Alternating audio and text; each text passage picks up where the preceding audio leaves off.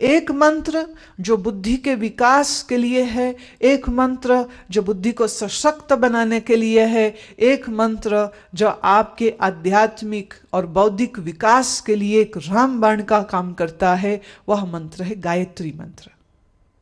बहुत लोगों ने गायत्री की मूर्ति बनाई, एक देवी बनाई और कहा इस देवी का ये मंत्र है। ये बड़ी बचकानी सी बात है, इसमें कोई भी सत्य नहीं है। जैसे पानी का केमिस्ट्री में फॉर्मूला क्या है?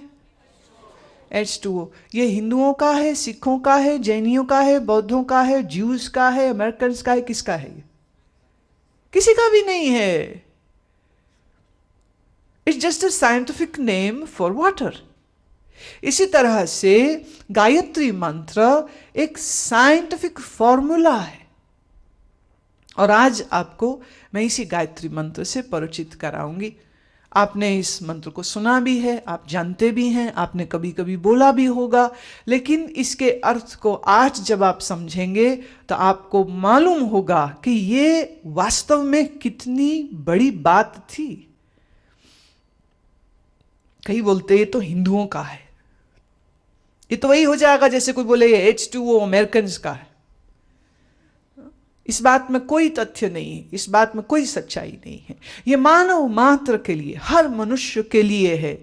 मंत्र is a particular wave length, it's a particular sound vibration which has a deep effect upon your body, on your mind, on your brain. शुरुआत होती है मंत्र की ओम से। ओम का अर्थ है सर्व संसार में व्याप्त चैतन्य सत्य अस्तित्व, an existence which is all pervasive, which is omniscient. उसके बाद अगला शब्द क्या आता है? भूर। भूर, भूर का अर्थ है पृथ्वी। हम कहाँ रहते हैं? पृथ्वी पर। हमारा शरीर किससे बना है? पृथ्वी से, मिट्टी। भूर भुवा, भुवा का अर्थ ये जितना तुम अपने आसपास संसार देख रहे हो, स्वः। स्वः का अर्थ है द होल गैलेक्सी, ये पूरा अंतरिक्ष। जिस आकाशीय गंगा में हमारा सूर्य और हमारी धरती है, ऐसी कितनी ही आकाशीय गंगा हैं, ऐसे कितने ही मिल्की वेज है। तो स्वः, स्वः माने वो सर्व कॉस्मॉस, पूरा का पूरा अंतरिक्ष। ओम भूर भुवः स्वः। तत्, तत्व माने एग्जिस्टेंस, तत्व माने सार। इस पृथ्वी, इन ग्रहों नक्षत्रों और इस सभी आकाशीय गंगा के मूल में, आधार में एक ही तत्व है।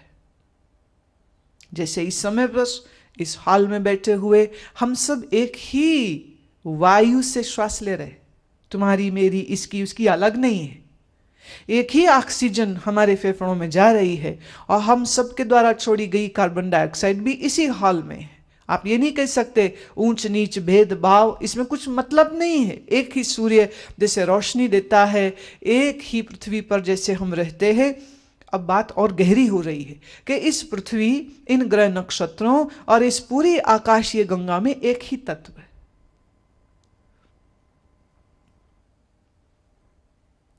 सवितुर्वरेण्यम, वह परम शक्ति वरेण्यम। वरेण्यम वरण करने योग्य है।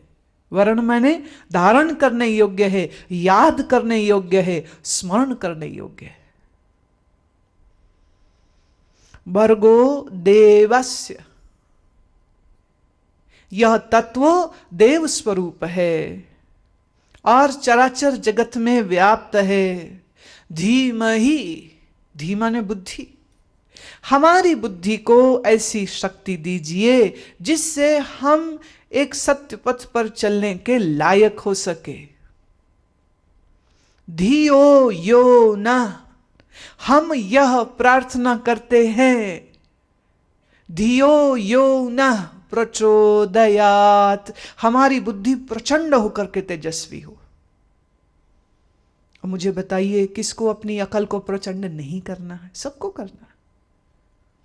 कौन नहीं चाहेगा कि उसकी बुद्धि तेजस्वी नहीं हो? सब चाहेंगे। इसलिए यह गायत्री मंत्र सबके लिए है। यह प्रार्थना है, ये पुकार भी है, भावनात्मक भी है, और साथ ही साथ इसके द्वारा जब आप शब्द का उच्चारण करते हैं, जिस ध्वनि तरंग को आप उत्पन्न करेंगे, वह ध्वनि तरंगें आपके मस्तिष्क और आपके शरीर पर एक बहुत अच्छा प्रभाव देती है, जिससे शरीर भी स्वस्थ होता है, अंतर्स्रावी ग्रंथियां ठीक से काम करती हैं, मस्तिष्क ठीक से काम करता है, मस्तिष्क के न्यूरॉन्स ठीक से काम करते हैं। तो अब आप जीवन में निर्णय सही लेंगे, अच्छे लेंगे, और आपका जीवन ज्ञानवर्धक हो जाएगा। तो विद्यार्थी काल में तो निश्चय ही सबको इस मंत्र का उच्चारण करना चाहिए, लेकिन विद्यार्थी काल पूर्ण हो जाने पर भी जब जीवन का युद्ध तुम्हें लड़ना पड़ेगा, तब भी तो अकल की जरूरत है, तेजस्विता की जरूरत है, ऊर्जा की जरूरत है, शक्ति की जरूरत है। तो उस समय पर उसका आवाहन करना और उसकी प्राप्ति के लिए यत्न करना, ये सबके लिए अनिवार्य है।